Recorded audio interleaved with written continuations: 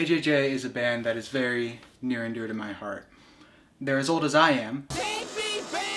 They were founded in 2004, and I was also founded in 2004. Sonically, they hop from genre to genre per album. Sean Bonnet, the band's frontman, has joked that their goal for each album is to lose fans, because if they don't, then they're not growing enough as artists. But I think what I love the most about them, though, is how willing and open they are to talk about heavy subjects. This might be a bit too Reddit or incel, but I feel like a lot of artists, especially like very mainstream artists, only really make music about being happy, or, you know, like feeling good about yourself. And I'm not really the type of person to like get cheered up when I'm in a bad mood by like happy media. Usually it makes me feel worse. What I look for in art is stories that mirror my own experiences and emotions and help me process them. And, you know, it just so happens to be that usually those emotions and experiences are negative. But AJJ is the perfect band for that. They really only have a handful of happy songs, like truly happy. Sean writes as a form of therapy, so a lot of the time the songs are like really emotional and vulnerable. A perfect example of this is in their most popular song, Brave as a Noun, which Google describes as children's music. I'm afraid to leave the house. I'm as timid as a mouse. I'm afraid if I go out, I'll outwear my welcome. I am not a courageous man. I don't have any big lasting plans. I'm too cowardly to take a stand. I want to keep my nose clean. And it's sad to know. This style of blunt, vulnerable confessional lyrics is very common in Sean's earlier work. But as he has grown, the writing has evolved into being a lot more of a mix between figurative and literal.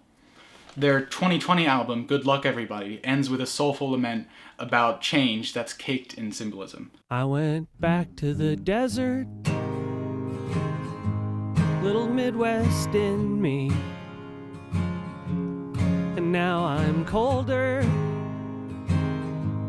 than I used to be. I live in a fortress, the shape of my body, and now there's a coldness, and it's shaped like me. And in the same album, there's another song that has a lot less room for interpretation, that is like very, very specifically about a certain orange politician. Psychic warfare, I'm gonna murder you with my brain. Psychic warfare, every fiber of my being is devoted to causing you pain. Motherfucker, I'm gonna kill you with my mind. This is psychic warfare. Psychic warfare. This melding between literal and figurative, between real and fictional, is most prominent in their 2016 album, The Bible 2. The album is about the life of a man named Cody, but in a lot of ways, Cody's story mirrors Sean's own personal journey as he was writing it. The album is just as much about Sean as it is about Cody. Okay, I'll be the first to admit, I might have stopped filming for a few hours to see Cats the Musical on Broadway in New York, and it might not have been the best idea to film right in front of a window. Sue me! Please don't. Please do not. Before we go any further, I'll need to regurgitate some exposition to you. And I know what you're thinking. Exposition sucks, and why is this kid so ugly? First of all, I'll try to make it quick, and second of all, ow. So, AJJ's 2014 album, Christmas Island, is named after the island that Sean's grandfather worked at, where they performed nuclear tests. And because it's, nuclear bombs, he got cancer and passed away. And so that album, Christmas Island, is about his grief of his grandfather's death and trying to process that.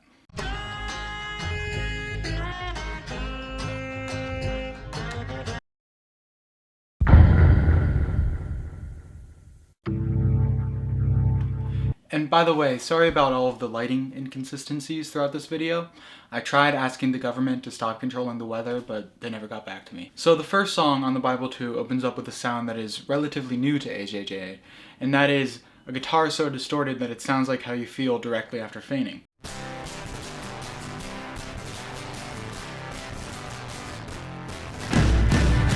It's this song that introduces us to Cody, who seems to have violent outbursts and vivid imagination. When I was a kid, my whole reality split. I was living a lie. I was a killing machine. I was a warlord when I closed my eyes. I had to talk to the teacher. She talked to my mom. We had a real love talk. I had to talk to the teacher. She talked to my mom. They made the vision stop.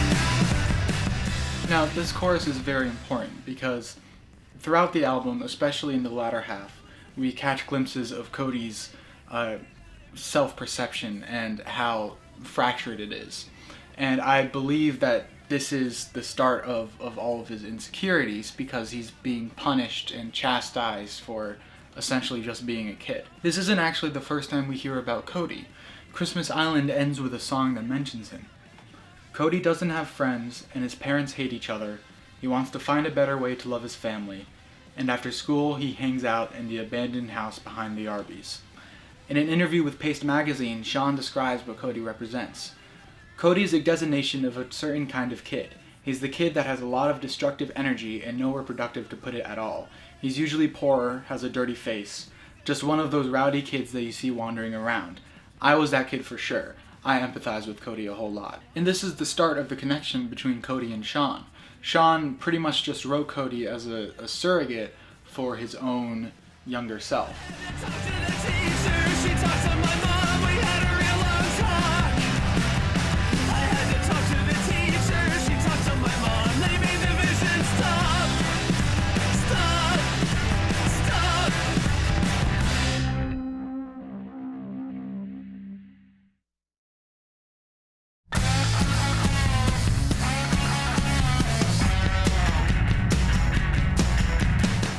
So the next song in the Bible 2, called Golden Eagle, is about John DuPont, a philanthropist who founded an amateur wrestling ring in the 80s. And in '96, he killed a wrestler who was working at his estate. Now, you might be wondering how this all relates to Cody, and it doesn't, but it actually does. You see, when John was around 30, he got in a horse riding accident that injured his testicles, and they got infected, and he got castrated. This is what the first line in the song is referring to. You had what you had until the horses took it. You knew what you were and you couldn't stand it. Now, little known heroin fact for you. A common nickname for heroin is the word horse. So Cody has now grown up and is addicted to heroin, and some part of him is lost because of it. And you might say, oh, well, that's a reach, you know? Like, just because it has the word horse in it doesn't mean the song is about heroin. To which I say, shut the fuck up! This is my video! And for your information, not that it matters because this is my video, the next song is about being in rehab, okay? Okay? Last week I saw you at the junkie church. You told me all the things I need to hear. Like I've got a heart of gold and a kind and open soul. So we went and bought ourselves a can of beer. Steel Reserve. Junkie Church is one of the few love songs in AJJ's discography, either be it, platonic or, romantic. The heroin is definitely doing some terrible things to Cody's brain. Steel Reserve. I was manic at the clinic. I was feeling like my body disappeared. My tongue rolling around in the void inside my mouth. It was infinite and brown and kinda weird. Infinite. And the weight His life is very complicated and stressful, but it seems like the person that the song is directed towards is helping him calm down, considering the very simple chorus. Oh, I love you 'cause I love you 'cause I can. I love you 'cause I love you 'cause I can. But unfortunately, this indulgent lifestyle isn't very, safe. Air balloon. On your last night at St. Mary's, you were way too intoxicated to breathe. So I used your ribs as ladders, and I climbed up on your chest, and I jumped up and down just like a trampoline. Trampoline. And the ambulance was mean as it could be. It melted both my tennies to the street. That night I stole a candy bar from Circle K. Milky Way. Oh, I love you 'cause I love you 'cause I can. I love you 'cause Now, those last two lines are very important to me because you'd think that Cody would have more to say about what just happened. His friend just overdosed. But the only thing that he can really get himself to do is to just steal something, albeit something as small as a candy bar. But still, he's disassociating and can't really process what happened. So the way he vents his frustration and sadness is just by ruining other things.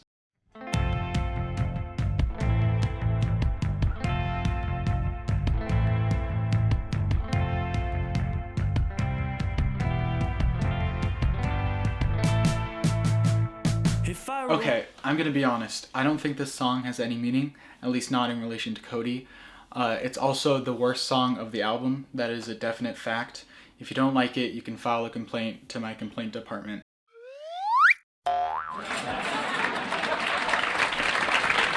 I'm just gonna skip it.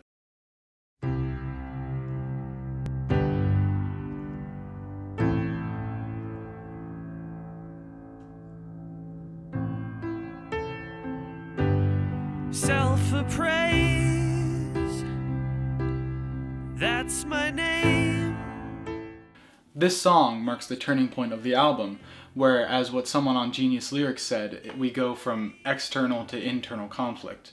It's also, in my opinion, where the album goes from great to incredible. No More Shame, No More Fear, No More Dread is a slow, mournful ballad that reads more like a plea than anything. Cody sees all of the pain that permeates our world and tries to manifest world peace into existence by reciting that mantra. When something I hold dear is out to hurt me, I kick that feeble dream, then whisper something like a prayer. No more shame, no more fear, no more dread. Eventually, however, his thoughts turn more inward, and he starts to kick himself for all of the bad things that he's done in the past and all of his self-destructive tendencies. If my ugly had a shape, it would be a spiral. Moving forward as it spins around. It's all that I can do to break the cycle. Just veer hard as I can, then keep from crashing to the ground. No more shame, no more fear, no more dread. No more shame, no more fear, no. Suddenly, this phrase is recontextualized into a desire for internal change. This phrase is at the heart of the entire album. It's even on the cover that Sean drew himself. But Sean didn't write the mantra for the album, rather the mantra evolved into a song. I draw pictures a lot. That's one of the things that I discovered I like to do after Christmas Island. It helps me out. In drawing pictures, I oftentimes include little phrases like no more shame, no more fear, no more dread, or not even Jesus could stop me.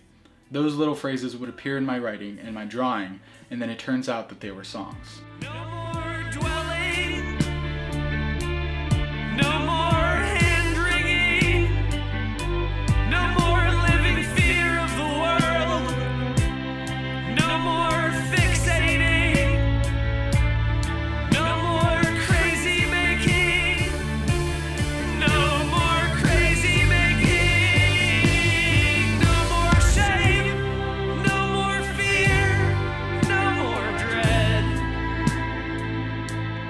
No more shame, no more fear, no more dread.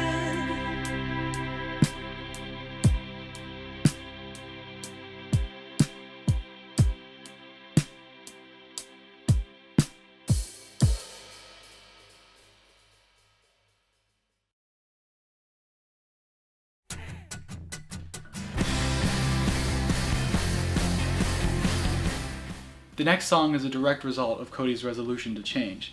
He realizes that he has the same flaws that he did when he was a kid, and that waiting around for change is pointless. Throttle to the ground. I was locked inside a basement. The guards went on vacation while I plotted my revolt. I was tired and confused. Doesn't look like that is changing. I'm a hallucination of myself at 3 years old. Goodbye, oh goodbye. It's unclear what he's saying goodbye to in the chorus, but in my opinion, it's the drugs that have been controlling him for so long. This becomes more obvious in the next song. You were perched atop my shoulder. You were pecking at my head, and if I had a hole to crawl in, I would be there and be dead. You were spilling all my will out. I was bleeding my last brains. It's nothing like the nothingness that normally knows one's pain. Goodbye, oh goodbye. Now class, for a pop quiz. What happens when you decide to stop taking a drug that you're addicted to? Withdrawal! I hate this That's class. right. Withdrawal.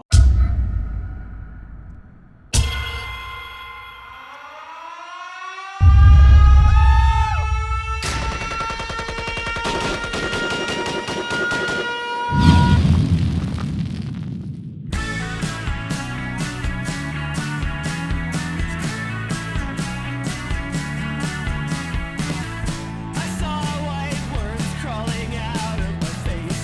I saw white worms crawling out my nose. I watched white worms falling out of the skin.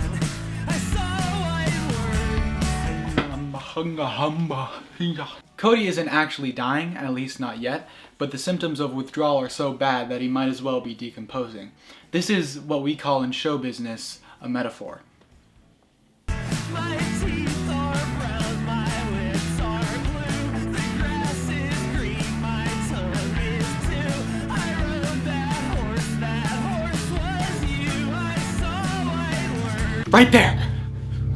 Right there. I rode that horse was you. That has to be about heroin. No? I think now is a good time to talk about where Sean was in his life when he wrote the Bible too. It was just around the time he was turning 30. In an interview with Scene Point Blank, he talks about the importance of that milestone. Hitting 30, or going from mid to late 20s, is awesome because all the artifice slips away. You don't really care what other people think. When you're in your early 20s, you're wagging your tail. This is what the chorus of White Worms is about. And if you don't wanna feel the feeling, no one should ever make you feel the feeling. If you don't wanna feel the feeling, I saw white worms, I saw white worms, I saw white worms. Looking at the chorus at the lens of it being autobiographical, suddenly the rest of the song has a different meaning too. The disgusting imagery is a representation of Sean's anxiety around mortality, both due to his grandfather's passing and turning 30, or as he once put it, a beginning old man. My brain is a human Now, I love this song, but it doesn't really add much to the overall narrative. So for the sake of time, I'm going to be skipping it and going straight ahead to the next one, Terrifier.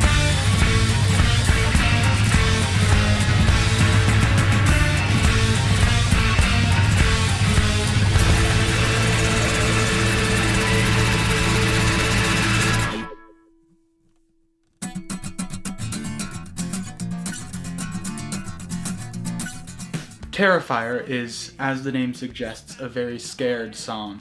And when I say that, I don't mean scary, I mean scared. Bear with me. I feel like the song exudes the feeling of being hunted. I don't know why, maybe I haven't taken my meds, but it brings off this feeling that it was like almost injected with a primal fear. And I think that's important to understand because it's where Cody's story is at its climax.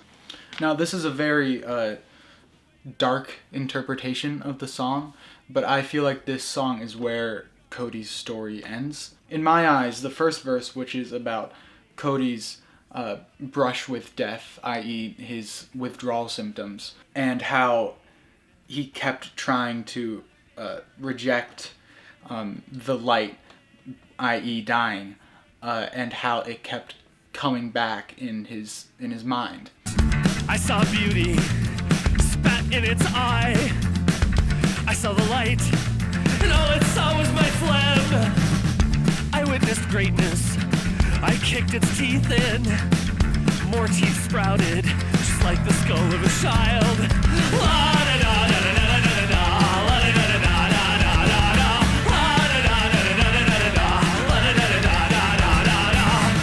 The second verse is about how that idea that was planted in his mind followed him wherever he went. And by the end of that second verse, he resigns himself to his fate. Then it got personal. I found my rage. I just wanted to rage, but all I got was tired.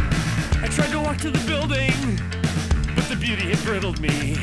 I tried to talk to the waiter, but the beauty gentled me.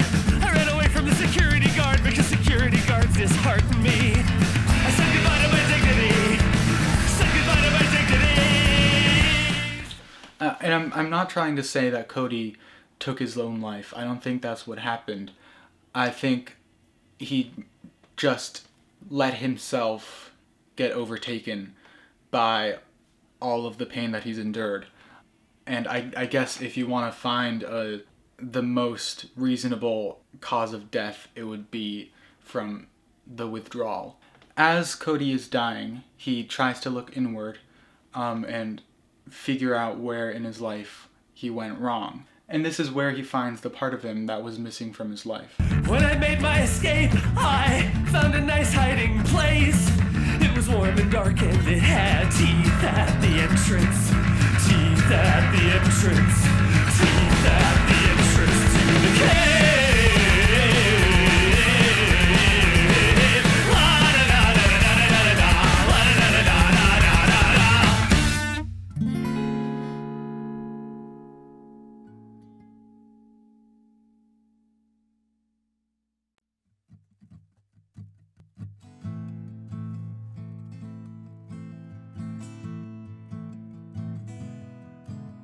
I found a small red boy inside my tummy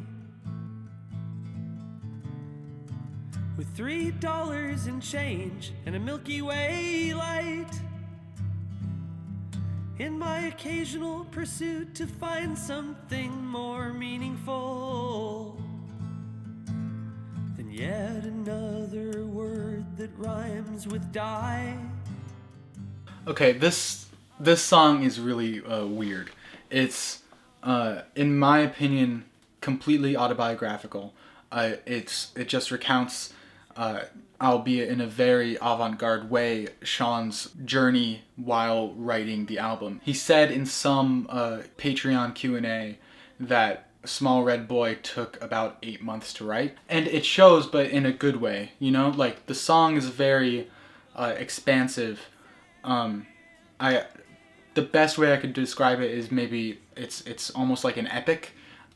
This is coming from someone who's never fully read an epic, so take that and by extension the rest of this video with a large heaping chunk of salt.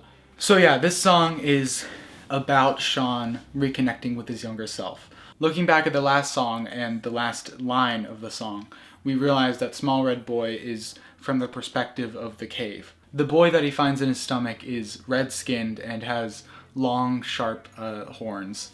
In other words, the boy is the devil or a demon. I cut him out and put him on my table. His shallow breathing chest would fall and rise.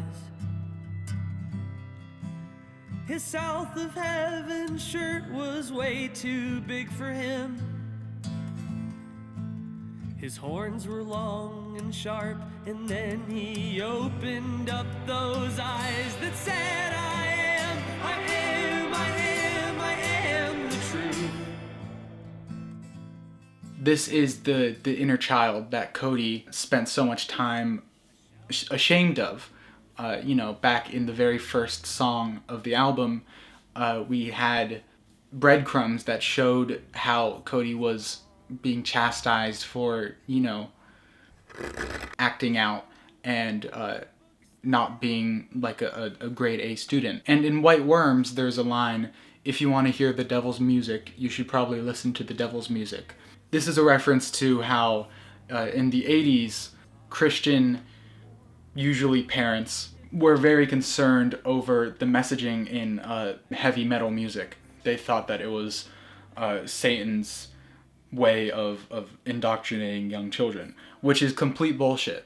But it's that type of viewpoint or like worldview that makes kids like Cody feel ashamed of what they listen to and feel ashamed of what media they consume and what they're into as a person. But instead of pushing that demon away, Sean nurtures him and lets that demon grow. I showered him with love and adulation.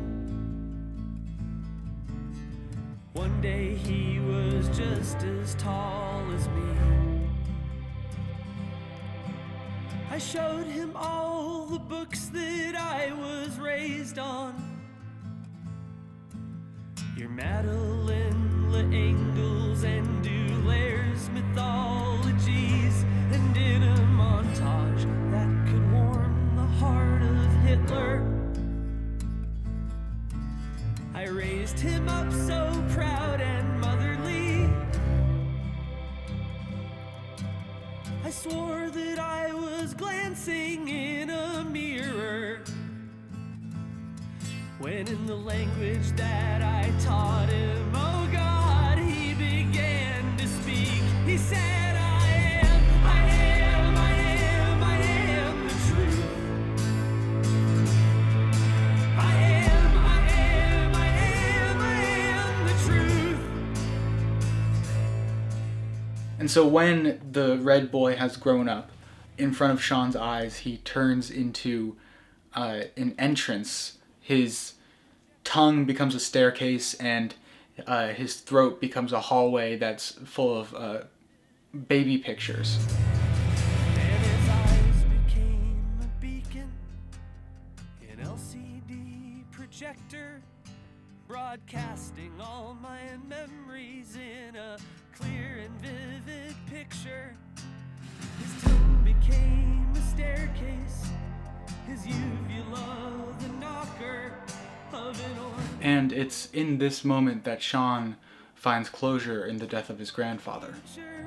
His throat became a hallway with 1,000 baby pictures, and I became forgiveness. I transformed into the closure that I lost when I learned about the tragedy of all of us. I lost it when I learned about the tragedy of all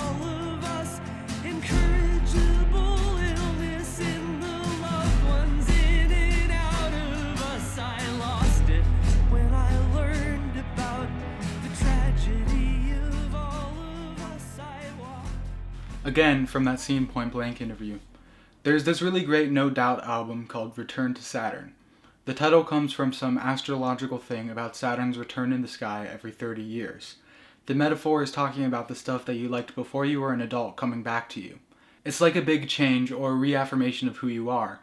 That's supposed to come around the time you hit 30. I've experienced it by rediscovering my love of skateboarding and of drawing and making art. At the climax of the album, Sean is able to rediscover his younger self and free the binds that have been shackling him. That mantra at the heart of the album is now fully internalized, and instead of it being used as a way to manifest something, it's stated as an undeniable truth. Small Red Boy is a very triumphant song, but this payoff wouldn't really work if the rest of the album was just as confident. This is, again, one of the reasons why I love AJJ so much, because of the few happy songs that Sean has written, they're always about overcoming your insecurities and the terrible things that have happened in your life and growing and moving on past that. And I think that's a much more valuable lesson than, just like, I'm happy.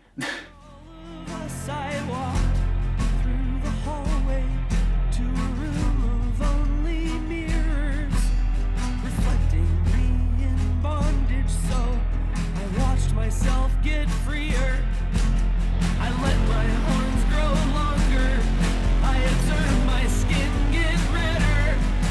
My soul became a hammer. I started to feel better. My hatred turned to pity. My resentment blossomed flowers.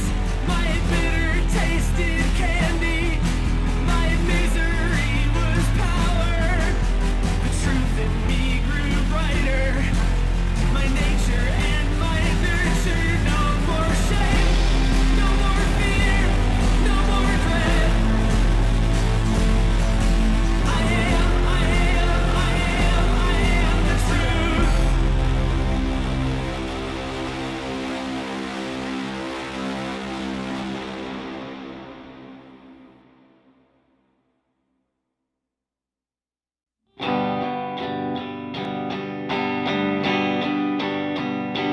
When I'm a dead boy. For the last song in an album that is generally very loud, When I'm a Dead Boy is surprisingly low-key. It's just Sean and his guitar. And the lyrics follow suit. It's a simple request for when he dies, for his ashes to be put into concrete, and then to use that concrete to build a bench that kids can then skate on without fear of any repercussions. He wants to give back and help the types of kids that he was when he was young. An ugly wave in a sea of ugly flatness. A beautiful wave in a sea of pretty flatness. A mania wave in a sea of simple sadness until they tear me down. When I'm a dead boy. When I'm a dead boy.